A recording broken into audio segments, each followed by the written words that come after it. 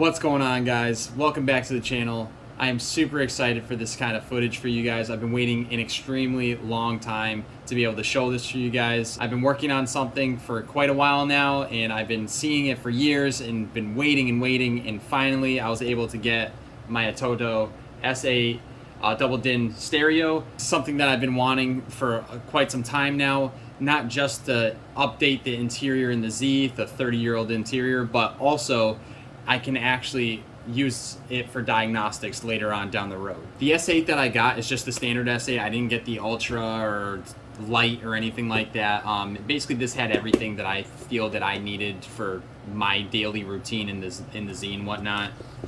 But basically what this video is going to do is go over how to install the ZSpec double din kit, how to install and wire up your Atoto S8 standard, and also how to install a factory sound system interface. If your Z does in fact have a Bose stereo system in it, you will need to order a factory sound system interface. So enough of the intro, let's start getting to the removal of our OEM bezel, and let's get down to the car. Okay guys, so now since we're in the car, I'm gonna show you guys exactly how to take the bezel off here. It's pretty simple. The first couple things that you need to really worry about though are not trying to break this piece here or break this piece or this piece. Typically what I do is I'll use a flathead screwdriver to pull these up. Don't want to scratch the bezel if you ever have to remove it. You want it to obviously look nice and stay in pristine condition. So what I typically do is I'll go on this back edge here and I'll just get under it just enough to where I can pop it out and slide it out with my fingers. If these are in good condition, you'll be able to tell that it has this stake here and the two tabs on each side. So since I've had the car, I've always had one good one and one bad one, unfortunately. This one has both the tabs, but the actual end piece where the stake is broke off. So still works well, but it is what it is. And then what you're gonna do for this piece here is I already took off one of the clips, but there is two clips on here, and typically how the clip is going to work, you're going to need your flathead and you're going to have to kind of search to see where exactly the clip lines up, and you're going to have to go from under it and you're going to have to push the clip in from the bottom side so then you can release it from the bezel itself. But again, you don't want to pull this on one end. You want to kind of get close to the clip, just to the fact that if you try to pull it, it'll snap right in half, just like that. So you'll see the clip here, it sits like this. So you're gonna put the screwdriver in through here, and all you do is just kind of push down and it unlocks the clip, and then you'll be able to get it right out, and it sits right in these two slots here. Now that the nerve-wracking part's done, it's pretty simple and straightforward from here. So what you're gonna do is you're just gonna unscrew all the Phillips head screws to be able to get the bezel out. There's gonna be two up top under the two black plastic covers, and then there's going to be two in the middle under that one long cover.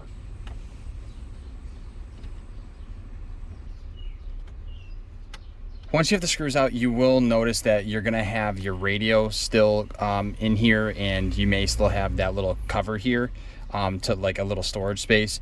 You just want to remember that the clock is still going to be plugged in, so you don't want to pull it off too fast or too hard, like so. And then I didn't plug in my clock after doing the dash removal, but that's where the plug's going to be. And then typically what you'll do is you'll just have to get like a flathead, or if you have strong enough fingers, you'll be able to just pop it out there. But that's your bezel. Okay guys, so now since you have the bezel off, mainly what you're going to have to do is since I already took my radio out, I skipped a step ever since I took the dash off. But what you'll have to do is you'll actually have to unscrew it from here, from here, from here, and from here. Once you unscrew the entire panel that the radio is sitting on, you're gonna pull it out towards you. When you pull it out towards you, you wanna be careful because you're gonna have this harness connected, okay? You wanna make sure that none of these wires are gonna break or anything like that, or there's gonna be any issues. As you can see, this harness was, I would say, it was professionally done, whatever system that they had in here, just to the fact that this is mainly the stock harness. This is what you'll see. But again, I have this component here, and then I also have an entire other harness that looks like it was ran for like a 5-disc CD changer and some subwoofers and stuff. So I don't have any of that anymore. so I'm not really worried about it. So I'm just gonna leave that there for now. But since you have everything unplugged from the radio, and you do need to make sure that your ground is unplugged, and I'll show you where my ground is. So you see that little tab right there? That's grounded to the body harness, so then you don't want to just rip the radio out, because again, it's going to be attached there too. So you want to make sure you disconnect that ground, disconnect these, and then we should be good to go to start wiring up our new radio upstairs. So this is the harness that you're going to need to run if you have a Bose system in the Z32, just because the factory amplifier, such old technology that if you're trying to put something new through it, the wattage and everything can throw things off. So I actually have already had this in the car. I spliced these into the OEM harness that it comes with, and then I plugged everything into the head unit. I put the head unit in and I tested it out. It had a crazy amount of feedback coming through the speakers. So doing a bit of research, they told me that I had to get this here. So what we're gonna do now is splice all of this into this. So this comes as one piece. I'll put the link in the description, and basically this part right here eliminates the OEM wire harness. So I'm just gonna throw this aside. All right, guys, so now since I have all my wiring ready to go, okay, so this is what we're gonna have to splice into. So this is the actual harness that goes into the back of the head unit. It's everything's labeled, so what you have to match up, okay, is with any of this, okay. What you always want to do is make sure that you match all of these up to these, because even if the colors are off, typically they're not, but if the colors are off, what you need to do is make sure that it's going to the right way. So again, like this one says right rear, or yeah, rear right, and it could be the positive or the negative one. You just want to match them up with the other harness. So now again, all I'm going to do is just match up these wires to here and just start splicing in. With the setup that I have here, the OEM one, I'm only using the 16-pin connector because my head unit doesn't have an 18-pin setup. The only difference between the two is that this 18-pin setup has these wires here. And these wires are basically white and red, purple and red, gray and red, and green and red. So basically what that's standing for is a high level output. And again, my head unit doesn't have that or anything else. So all I did was tape the ends so they can't come in contact with anything, and just left them apart. All the other ones work though. So these are the only ones for the Z32 that I noticed in my Bose unit, and with an Atoto S8 head unit, that I don't need to use these. The Atoto comes with a few extra wires. Again, one for like a rear view camera, whatnot. The only thing that you're gonna have to be weary about is the orange wire. So the orange wire is gonna say dimmer or illumination, okay? You're gonna wanna match that up on this harness here. This harness only has one orange wire, but you wanna make sure that you don't use the orange and black wire on the Atoto harness, just because it's a steering wheel key setup. So again, you don't need to use that, okay? So as long as you do that and you make sure that you don't mess that up, you can pretty much just color match every single little thing. As you can see, I picked up the ZSpec double DIN kit. So what's awesome about ZSpec, they tell you exactly what to do, when to do it, how to do it, so that you never want to skimp out on something like this. The fitment from all the reviews is absolutely awesome with the ZSpec kit. Anything on eBay and whatnot is, I guess, it just doesn't fit well. There's issues. You might have to modify or trim something. So they basically just tell you exactly, one, how to remove the OEM setup, and then also the ZSpec kit does not come with the air vents, as you can see. So what you're gonna have to do is get your OEM bezel, and you're gonna have to take these off, and I'm gonna show you guys how to do that right now. So it's pretty simple. There's a Phillips screw here, also a Phillips screw and clip here. To take out the vents, it's actually pretty simple to do. Again, just take your time with it. It takes a little bit of patience and whatnot, and I'm sorry for all the grime. It's 30 years old of grime there, but what you're gonna do, okay, basically how these sit and how they work is this little lever here flips the flaps either up or down, okay? And the only way how these are sit into place is very, very simple. So all you're gonna do is push this up, okay? So as we pull this up, or push it up, what you're gonna do is kind of grab all the vents. Once you grab all the vents and you lift it up, you can just pull it right out, and that's how it sits right into the bezel. And you pull it all out. And I highly advise that, I mean, just clean everything. I mean, you don't want to be breathing this stuff in. So, and then all we're gonna do is just install these on the actual Z-Spec kit, and then we'll be able to install this right after. And then what we're gonna actually need to do is pull the bracket off of the old bezel right here in the middle, and then you're just gonna place it onto the new Z-Spec kit. And how you wanna put it on the new Z-Spec kit is just like this. So the little duckbill part is gonna be towards the top of the Z-Spec kit, and the thinner part is gonna be towards the bottom. Okay guys, once you have everything all set, you're gonna check it out. You're gonna have your tabs like this, your clock's gonna be back in, and then you're gonna have the entire vent unit all set up.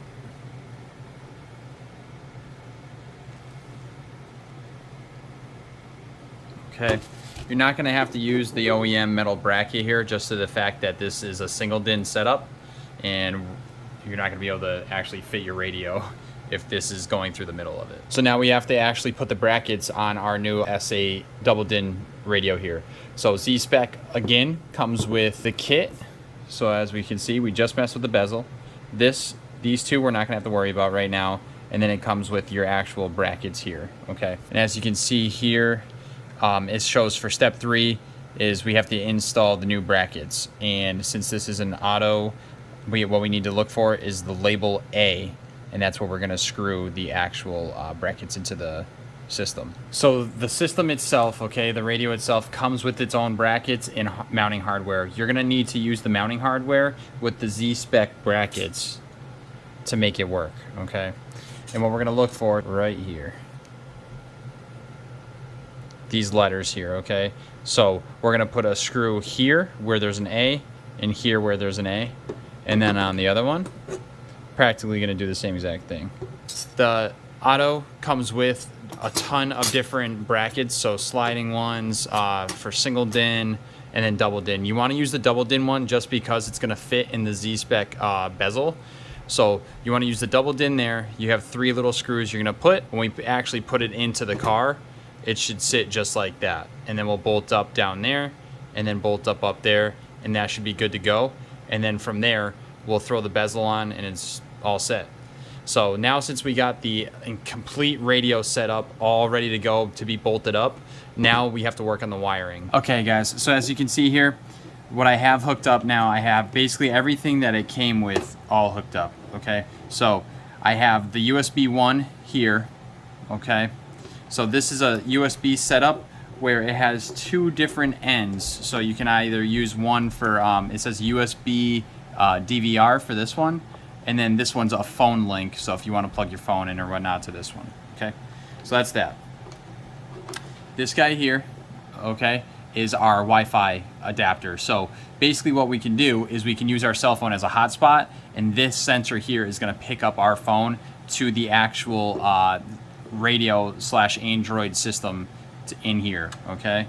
Then the last but not least, the most important one is that your GPS module here. The GPS, again, you need to make sure that all these are plugged in, because if you try to power it up, it's not gonna work. So you make sure that's plugged in, okay? And then we have obviously our wire harness here that supplies us our power and all that jazz, okay? So now pretty much this is good to go. So we can go down to the car, plug this in, and then start working on everything. All right guys, so now since I have the brackets all set up, okay, in place, it's on the actual head unit itself. What I'm gonna do is just test fit the bezel really quick to see if it fits correctly, and if it does, we're good to go. We just have to start plugging everything in and then start bolting it up. Okay guys, so as you can see, I have the entire wiring harness, the actual converter, everything is back there, okay? Nothing is touching metal. The only thing that's touching the metal is the ground wire down to the left hand corner right there. So going on from there, I ran the GPS sensor, okay, here. I ran the Wi-Fi adapter here, and I ran the internal mic here. So whenever you're using hands-on or hands-free device, you can actually be able to speak. So that's how it's gonna pick it up. I don't know how I'm gonna run these at the moment, but basically what I have them, I'm just running them towards here because they have a ton of wire. So if I have to like kind of run it under here, under the dash, or under behind the glove box up into here, I think that's where I'm basically going to try to wire everything, is just keep everything up in here. Basically what I was running into is right when I wired this up is as soon as I turned the ignition on and I had the car up, the automatic volume went to 18 and I basically blew my eardrums out. That's what it felt like.